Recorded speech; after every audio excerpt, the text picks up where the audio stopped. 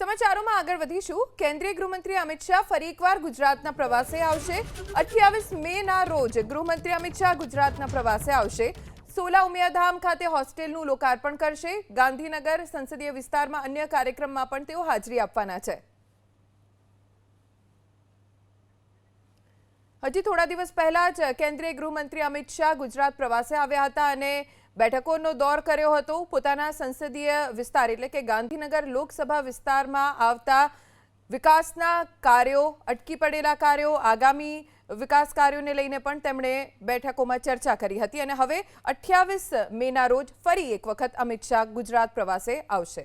હજી થોડા દિવસ પહેલા જ કેન્દ્રીય ગૃહમંત્રી અમિત શાહ ગુજરાત પ્રવાસે આવ્યા હતા અને બેઠકોનો દોર કર્યો હતો। પોતાના સંસદીય વિસ્તાર એટલે કે ગાંધીનગર લોકસભા વિસ્તારમાં આવતા વિકાસના કાર્યો, અટકી પડેલા કાર્યો, આગામી વિકાસ કાર્યોને લઈને પણ તેમણે બેઠકોમાં ચર્ચા કરી હતી અને હવે 28 મેના રોજ ફરી એક વખત અમિત શાહ ગુજરાત પ્રવાસે આવશે।